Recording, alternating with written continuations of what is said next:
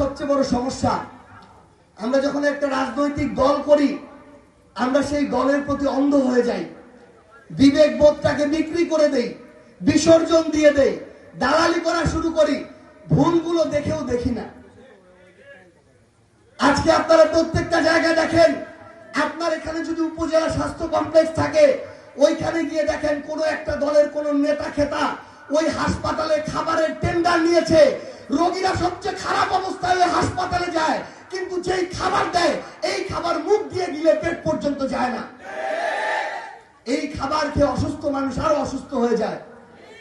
তাহলে যারা রাজনৈতিক পরিচয় ব্যবহার করে একটা হাসপাতালের খাবারেও লুটপাট করে, তাদের রাজনীতি যদি আমরা করি এই দেশ তো কোনোদিন ঠিক হবে না। আপনি দেখেন আপনার উপজেলা, ইউনিয়নে, গ্রামে যে স্কুলগুলো হয়েছে, নতুন করে সভাপতির খেলা শুরু হয়েছে, ম্যানেজিং কমিটির খেলা শুরু হয়েছে। আপনার ওই নির্দিষ্ট এলাকার সবচেয়ে টাউট বাটপার যে ক্ষমতার অপব্যবহার সবচেয়ে বেশি করে, সে সভাপতি হওয়ার জন্য যা করা দরকার তাই করা শুরু করেছে। তার হাতে যদি আপনি আপনার প্রজন্মের ভবিষ্যৎ তুলে দেন, 1000 শিক্ষার্থীর ভবিষ্যৎ তুলে দেন, তাহলে তো আপনি নিজের হাতে তাদের ভবিষ্যৎ ধ্বংস করে দিলেন। আমাদের একটা সিস্টেমের পরিবর্তন লাগবে। আমাদের এখন এই ফাইটটা রাজনৈতিক দলের ফাইট না, আমাদের এই ফাইটটা হচ্ছে ভালো আর মন্দের মধ্যে ফাইট। আমাদের এই ফাইটটা হচ্ছে জালিম আর মজলুমের মধ্যে ফাইট। এই ফাইটটা হচ্ছে ন্যায় আর অন্যায়ের মধ্যে ফাইট। আপনাদের ভেবে দেখতে হবে কারা ন্যায় করছে, কারা অন্যায় করছে, কারা চাঁদাবাজি করছে, কারা করছে না, কারা মাদক ব্যবসাকে পিছন থেকে সেন্টার দিচ্ছে, কারা দিচ্ছে না, কারা ক্ষমতার অপব্যবহার করছে, কারা করছে না। এই দেখার পরে যেটা ভালোর পক্ষ সেটাতে আপনার যেতে হবে, সেই পক্ষে আপনার ভোট দিতে হবে, সেই পক্ষের সাথে আগামী রাজনীতি করতে হবে। এতে যদি আমরা এনসিপি সেটাকে ধারণ না করতে পারি, আমাদেরকে ভোট দেওয়ার দরকার নেই। সোজা সাপটা কথা, যেদিন পারবো ওই দিনই ভোট দিবেন, যতদিন না পারবো অতদিন দেওয়ার দরকার নেই। কিন্তু একই ভাবে কোন একটা দল, ধরেন বিএনপি ক্ষমতায় আছে দেখেই, তাদের নেতা কর্মীরা পাওয়ার খাটাইতে পারে দেখেই, তাদের নেতা কর্মীরা ধমকাইতে পারে দেখেই, প্রশাসনকে তারা উদ্বোস করাইতে পারে দেখেই তাদেরকে ভোট দিয়ে আবার ক্ষমতায় নিতে হবে, এটা তো কোনোদিন একটা সভ্য দেশের চিন্তা হইতে পারে না।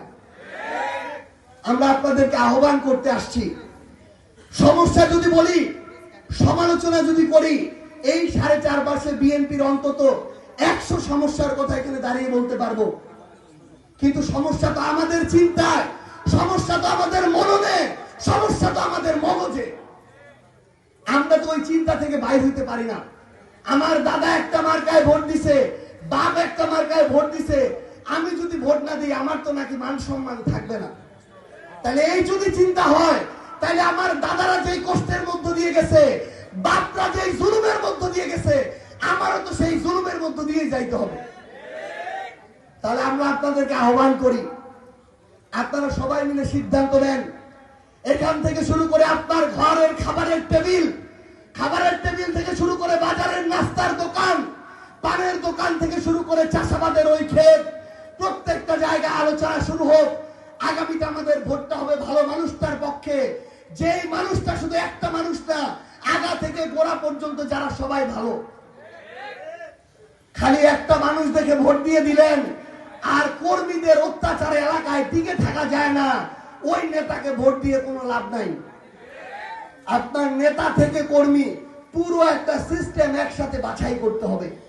এখন আপনাদের সিদ্ধান্ত, আপনাদেরকে এখান থেকে জানাইতে হবে, আপনারা চাঁদাবাজি চান কি চান না, ক্ষমতার অপব্যবহার চান কি চান না, জমি দখল চান কি চান না, লুটপাট চান কি চান না। এই রায়, এই চিন্তা আমাদের মননে, মগজে, মস্তিষ্কে ঢুকাইতে হবে। আমরা যখন এই নতুন কথাগুলো মানুষের সামনে নিয়ে যাই, আমাদেরকে অনেক ভাবে ফ্রেমিং করা হয়। ওই দিন একটা টকশোতে দেখলাম একজন বলতেছে, এনসিপির শীর্ষ নেতারা তো কয়েক হাজার কোটি টাকা চুরি করে ফেলছে।